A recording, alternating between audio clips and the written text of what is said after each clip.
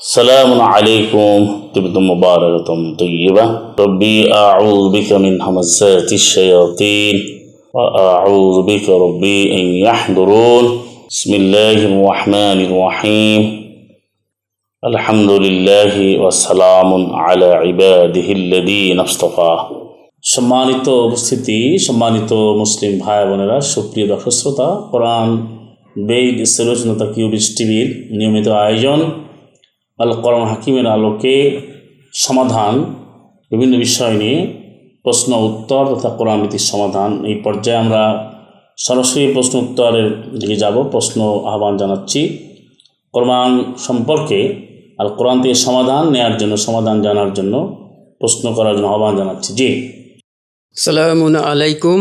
যে আমি মোহাম্মদ আবু দাউদ বলছি।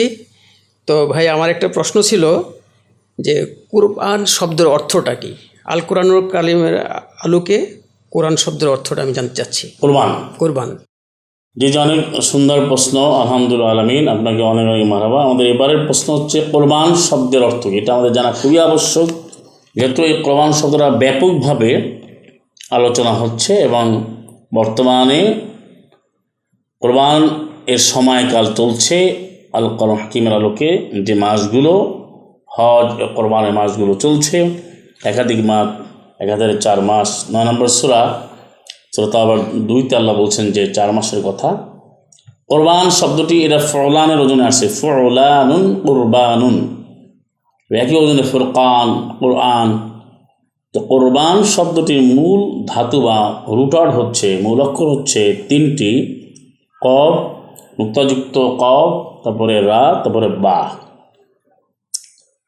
কুরবন এটা ফেলে ব্যবহারে কারু বা ইয়াকরুব, নিকটবর্তী হওয়া। এর শাব্দিক অর্থ নৈকট্য লাভ করা, নিকটবর্তী হওয়া। আর এটি কোরবা শব্দ থেকেও আসে, কোরবাহ, কফ রা বা এর সাথে গোলতাযুক্ত করে কোরবাতুন, যার ব্যবহার রয়েছে আল্লাহ সুবহানাহু ওয়া তাআলা সূরাত তাওবা, সূরা বারাআর 99 নম্বর আয়াতে, 99 নম্বর আয়াতে বলছেন জালা ইন্নাহা কোরবা, যে এবার আগে বলছেন ইয়াত্তাখিযু মা ইউনফিকু কুরবাতান, যে আরবদের মধ্যে এমন কিছু লোক রয়েছে যারা দৃঢ় ঈমান আনে আল্লাহর প্রতি এবং সেই দিবসের প্রতি, তারা গ্রহণ করে, যা খরচ করে কুরবাতান ইনদাল্লাহ, আল্লাহর কাছে নৈকট্য লাভ করার জন্য, আল্লাহর সান্নিধ্য পাওয়ার জন্য, আল্লাহ সুবহানাহু ওয়া তাআলার নৈকট্য লাভের উদ্দেশ্যে তারা খরচ করে। এটা বলা হচ্ছে কুরবাত। কুরবাতন বলছেন কুরবাত মূল অক্ষর, এবং এটা হচ্ছে তার জন্য নৈকট্য, তারা আল্লাহর নিকটে বসবে। এবং এর করবা শব্দ ইউকারিবু শব্দ আসে, বাবু কাররাবা ইউকারিবু, তাফিল থেকে, যেটা সূরা জুমারে রয়েছে 2-3-এ। লিউকারিবুনা 29 নম্বর সূরার 2 এবং 3-এ পড়লে দেখা যায় লিউকারিবুনা, তারা আমার নিকটবর্তী হবে।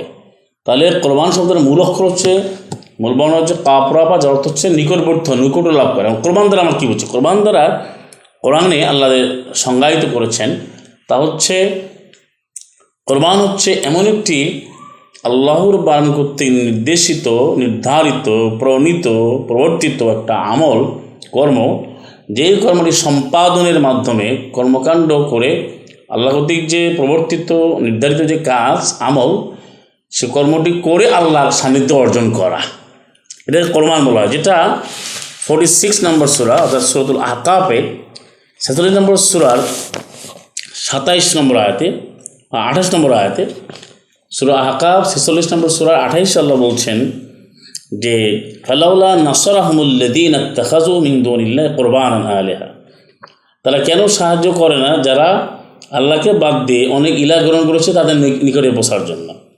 তারা কিন্তু নিকটে দিতে পারছে না, কারণ কোরবানটা হচ্ছে আল্লাহ কর্তৃক যে নির্ধারিত আমল, সে আমলটা করে, কোরআন ভিত্তিক আমল করে, বিশুদ্ধ আমল করে আল্লাহ নৈকট্য লাভ করা। কোরআনের বাইরে কোনো আমল করে আল্লাহ নৈকট্য লাভ করা যাবে না। যেটা সূরা জুমারে কাফেররা বলেছিল যে লিউকারিবুনা ইল্লা যুলফা, তারা বহু আল্লাহর ইবাদত করে, তাদেরকে বলো তোমরা কেন এগুলো করো? তারা বলছে আমরা মা না আবুদুহুম, আমরা এদের ইবাদত করি না, এদের আমি মানি না, এই জন্য করি লিউকারিবুনা ইলাল্লাহি যুলফা। এটা 3 নম্বর আয়াত রয়েছে 39-এ, যে এই বহু আল্লাহ যে ইলা, তারা আমাদেরকে আল্লাহর কাছে পৌঁছায় দেবে। তো এটাও শিরক, যেহেতু সরাসরি আল্লাহর কাছে চাইতে হবে। উদউনি আস্তাজিব লাকুম, তোমরা আমাকে ডাকো আমি সাড়া দেবো, যেটা সূরা বাকারা 86 নম্বর আয়াতে রয়েছে। তাহলে আমরা কি জানলাম? কোরবান শব্দটা কোরবান থেকে আসছে, যার অর্থ নিকটবর্তী হওয়া। আর কোরবান হচ্ছে আল্লাহ প্রদত্ত যে নিয়ম কানুন, যে কর্মগুলো তা করে আল্লাহর কাছে পৌঁছা, আল্লাহর নৈকট্য লাভ করা, যেটা সূরা মায়েদা 5 নম্বর সূরা 27 রয়েছে যে ওয়াতলু আলাইহিম নাবা আবনি আদম বিল হাক্কি ইদ কররাবা কুরবানান।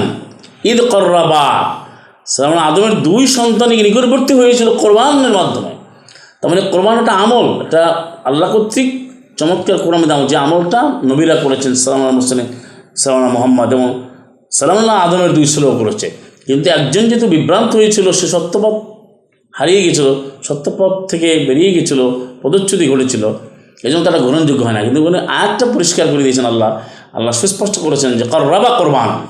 তাহলে যে আমল করে নৈকট্য, তাহলে কোরবান করে আল্লাহ নৈকট্য লাভ করে। কোরবানটা একটা গুরুত্বপূর্ণ আমল এবং এই কোরবান করতে আল্লাহ সন্তুষ্টির জন্য একজন মুসলিমরা করবে, শুধু আল্লাহ সান্নিধ্য পাওয়ার জন্য। আমার বিষয়টি পরিষ্কার যে ওয়া আখিরু দাওয়াহুম আলহামদুলিল্লাহি রাব্বিল আলামিন। আসসালামু আলাইকুম, তিকুম মুবারাকাতুন তাইয়্যিবা।